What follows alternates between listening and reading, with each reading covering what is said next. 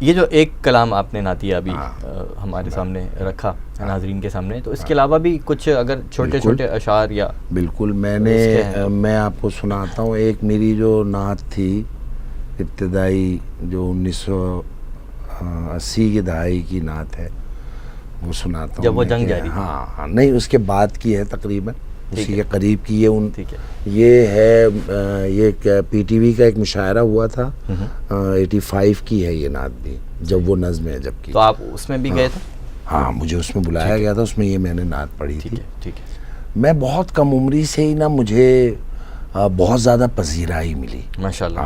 بالکل. اس کی وجہ یہ تھی کہ قدرت کرتی ہے کہ جب آپ یکسو ہوتے ہیں نا، ایک طرف ہو جاتے ہیں، تو بس پھر جو ہے وہاں سے معاملات چل رہے ہوتے ہیں، ایک طرف ہو جاتے ہیں. میں ایک طرف تو ہو گیا تھا. تو وہ تھی نعت کہ جب اس مصور نے جلوہ گاہ جمال احمد کی ابتدا کی.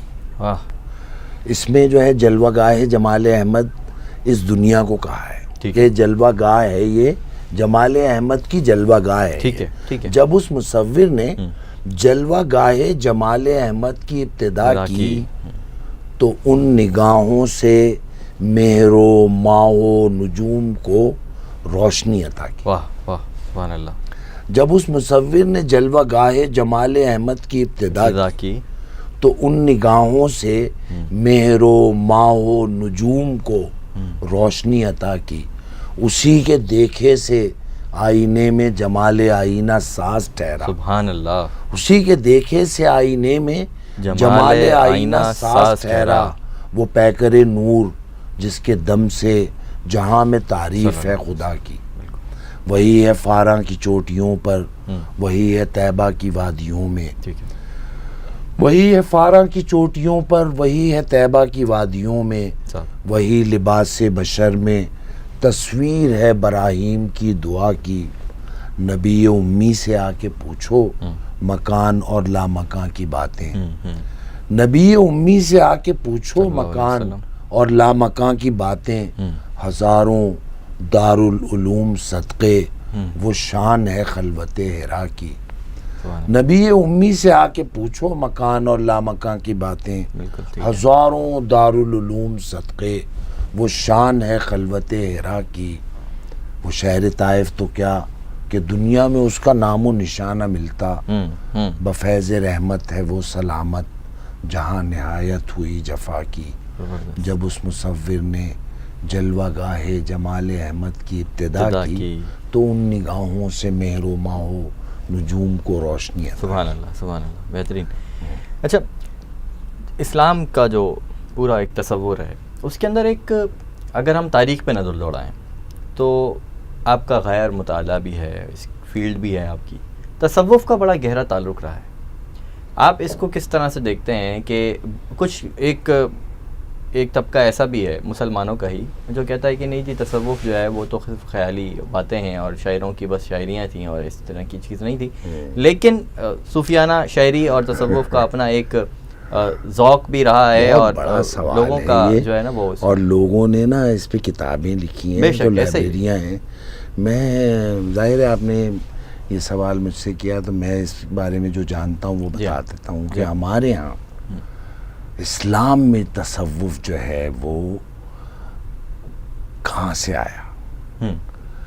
جب حضور اکرم صلی اللہ علیہ وسلم تھے، حیات تھے، تو اس وقت صوفی کون تھا؟ ٹھیک ہے.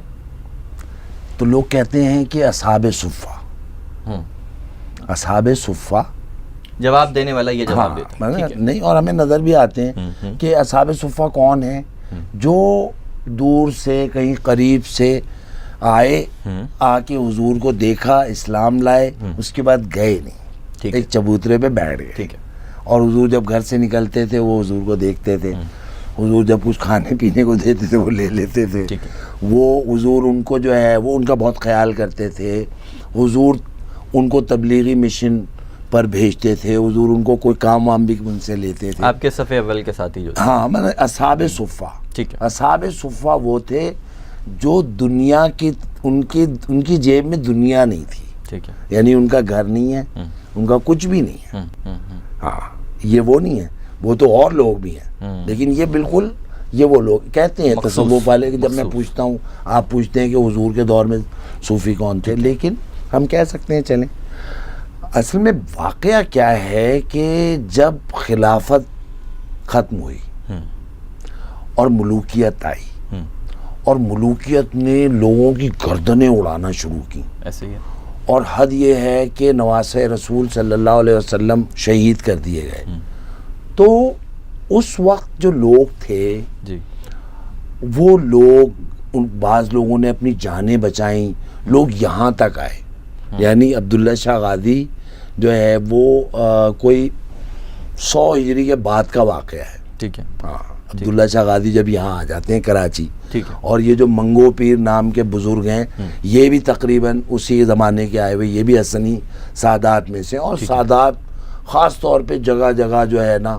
پوری دنیا میں وہاں سے نکلے، اور حسنی سادات، حسینی سادات، تو وہ پھر ادھر ادھر ہوئے، اور بنو ہاشم کے لوگ، جی، اور پھر جو ہے وہ یہ سب لوگ جو ہے نا مشکل میں آئے ہوئے تھے، حضرت ابوبکر جس کی اولادیں، حضرت عمر کی، حضرت عثمان کی، تب سب لوگ جو بھی جو ملوکیت کے پرستار نہیں تھے اور ملوکیت کے سامنے آتے تھے، یا وہ سب خطرے میں تھے۔ یہ وہ وقت ہے کہ جب یہ وہ وقت ہے کہ میں جہاں تک سمجھتا ہوں کہ جب یہ تصوف کی داغ بیل کا وقت ہے کہ اپنا دین بچاؤ، اپنا دین بچاؤ، اپنے آپ کو بچاؤ، ہاں ابھی چھوڑو، ملت کو چھوڑو، امت کو چھوڑو۔ ہمیں جو عرف عام میں تصوف کے لوگ ملتے ہیں، صوفیہ ملتے ہیں، تو وہ ان کا سب سے پہلا ہدف جو ہوتا ہے، ٹارگٹ جو ہوتا ہے، وہ اپنے آپ کو، اپنی ذات کو، اپنی ذات کو آگے عرفہ و اعلیٰ بنانا، اللہ تک پہنچانا۔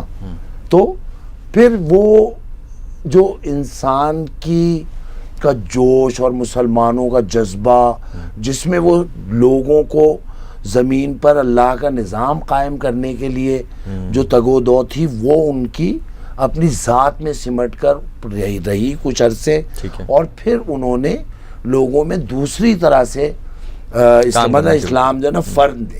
اب فرد جو ہے، جیسے کہتے ہیں کہ ہمارے ہاں ہندوستان میں اسلام جو ہے وہ صوفیہ نے پھیلایا، یعنی ایک آدمی آیا، آ کے ایک جگہ رہنا شروع کیا، اس نے، لوگوں نے اس کو دیکھا کہ یار یہ تو اپنی روٹی دوسرے کو دے دیتا ہے، یا یہ تو دوسرے کی بکری کو چرا دیتا ہے، چرانے لے جاتا ہے، ہاں، تو وہ ان کی طرف، وہ ان کی کوئی جادوگری یا کوئی منتر ونتر سے نہیں ان سے مرعوب ہوئے، وہ ان کا ایثار، وہ ان کا قربانی دینا، قربانی کا جذبہ جو ہے وہ بڑھا ہوا ہوتا ہے مومن میں، تب مومن کو دیکھ کے اللہ یاد آنے لگتا ہے دوسرے آدمی کو، کیوں کہ وہ اس کے برابری سے اس سے نہیں آتا کہ وہ جیسا آدمی دوسرا ہے وہ ویسے ہی ہو جائے گا، نہیں، وہ برائی کو نیکی سے دفع کرنا، یہ اسلام ہے، اور صوفیہ نے وہ کر کے دکھایا، امر بالمعروف اور نہی عن المنکر، ہاں،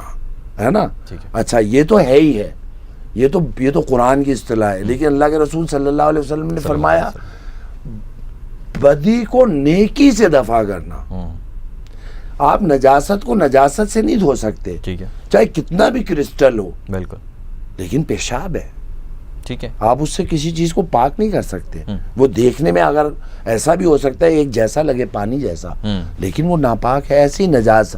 بدی سے بدی کو نہیں ختم کیا جا سکتا، برائی سے برائی کو نہیں روکا جا، ہاں نیکی سے برائی کو دفع کرنا، یہ ہے اسلام۔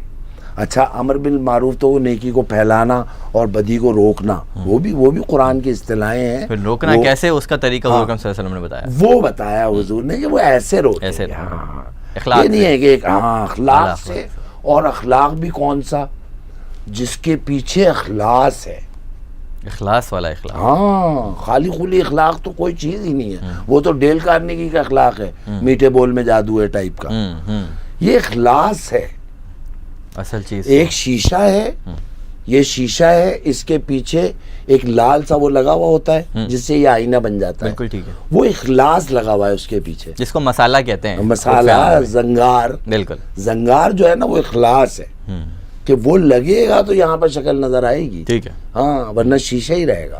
تو اخلاص کے بغیر اخلاق بے معنی ہے. ٹھیک ہے. اسلام میں جو اخلاق ہے وہ خلوص کا ہے، وہ خلوص سے پیدا ہوا ہے. تو بہرحال تصوف نے اپنا ایک کام کیا. تصوف کیا ہے کہ ایک اسٹیپ اور آگے بڑھنا. جیسے ہم نے سنا، ہم نے دیکھا کہ اللہ کے رسول صلی اللہ علیہ وسلم جب کسی نے ان کو خندق کے موقع پہ جب ایک صحابی نے اپنی پیٹ کا پتھر دکھایا تو حضور نے دکھایا تو حضور کے 2 بندے ہوئے تھے. یہ ہے آگے بڑھنا، آگے بڑھنا. تو صوفیہ کو بھی ہم نے ایسی دیکھا کہ وہ ایک قدم آگے بڑھتے ہیں. مطلب شریعت نے یہ کہا ہے، یہ کہا ہے، یہ کہا ہے، وہ اس سے آگے بڑھتے ہیں. وہ اللہ کی طرف، جیسے جنت کی طرف بلاتے ہیں، اللہ بھی بلاتا ہے، قرآن بھی بلاتا ہے، جہنم سے بچنے کی بات بھی کرتا ہے.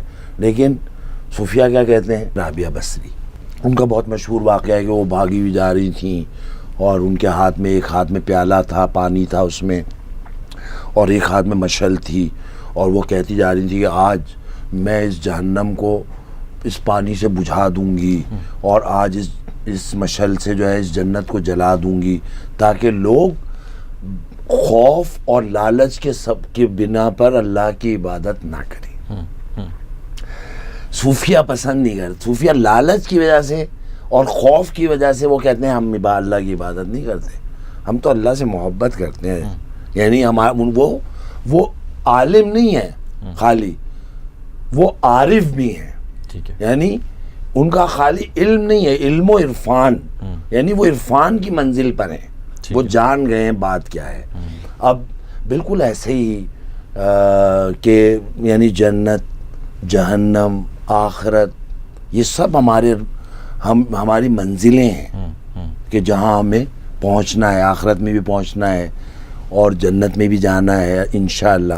لیکن صوفی کیا کہتا ہے؟ صوفی کہتا ہے نہیں، مجھے اللہ کے پاس جانا ہے، مجھے جو ہے جنت کے میں نہیں جانا ہے مجھے. یعنی وہ ایک طرح سے وہ راستوں کی چیزوں کو چھوڑ کے وہ اللہ کی طرف جانا چاہتا ہے. اچھا، اللہ نے راستے میں بہت ساری چیزیں بچھائی ہوئی ہیں کہ تاکہ آپ کہیں تو رکیں گے، اور اللہ روکنا چاہتا ہے، لیکن وہ لوگ اللہ تک پہنچ جاتے ہیں آزمانے کے لیے. ہاں، وہ آزمانے کے لیے. اس میں جو ہے خیر بھی ہے، یعنی جیسے جنت ہے. اب اقبال کیا کہتے ہیں؟ اقبال کہتے ہیں کہ وائز کمال ترک سے ملتی ہے یہاں مراد. دنیا جو چھوڑ دی ہے تو عقبہ بھی چھوڑ دے. بالکل ایسے ہی وہ کہہ رہا ہے یہ چھوڑ، دونوں چھوڑ، اللہ کی طرف چل، دونوں چھوڑ. تو یہ بھی صوفیہ ہیں. یعنی ہمارے میر، ہمارے غالب، اقبال، یہ سب صوفیہ ہیں، بڑے بڑے مرشد ہیں یہ لوگ.